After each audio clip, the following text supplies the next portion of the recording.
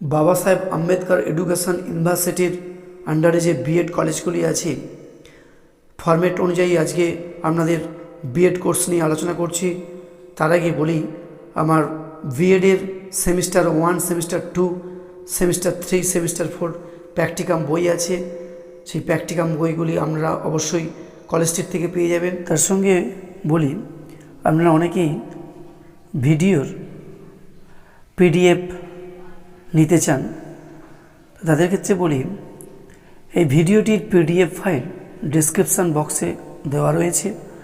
PDF ফাইলটির password ভিডিওর মধ্যে রয়েছে, আপনারা ভিডিওটি দেখুন।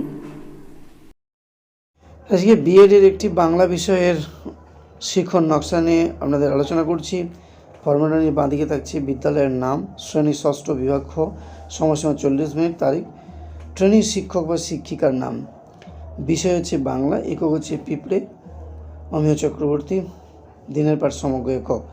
শিখনের লক্ষ্য বা উদ্দেশ্য কী থাকছে না স্মরণ করা, না কবির নাম স্মরণ করে বলতে পারবে, অনুধাবন করা, কবিতাটির সারাংশ লিখতে পারবে, প্রয়োগ করা, না সমজাতীয় কবিতা বা গল্পের নাম বলতে বা লিখতে পারবে, বিশ্লেষণ করা, না কবিতাটির মূল বিষয়বস্তু বিশ্লেষণ করতে পারবে, মূল্যায়ন করা, না কবিতাটির মুখ্য ঘটনা কী তা বিচার করতে পারবে, তবে সৃজন করা, না কবিতার বর্ণিত ছোট পিঁপড়েকে কেন্দ্র করে বিকল্প একটি গদ্য বা পদ্য রচনা করতে পারবে।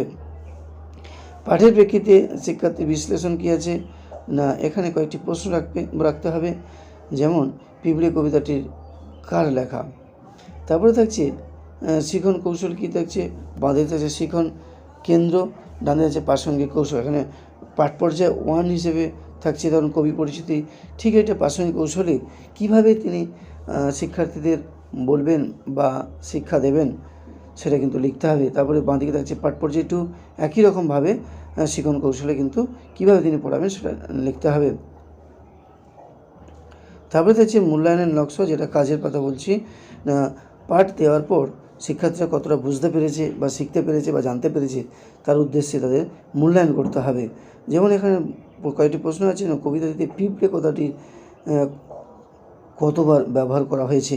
তারপরে হচ্ছে দুর্বলতা নির্ণয়, পড়ানোর পর যদি দেখা যায় যে শিক্ষার্থীরা বা মূল্যায়ন করার পর যদি দেখা যায় যে শিক্ষার্থীরা পারছে না বা তাদের সমস্যা হচ্ছে, তাহলে কিন্তু তাদের দুর্বলতা নির্ণয় হিসেবে পাঠটি আবার তাদের সংশোধন হিসেবে তাদের বুঝিয়ে দিতে হবে বা পড়িয়ে দিতে হবে।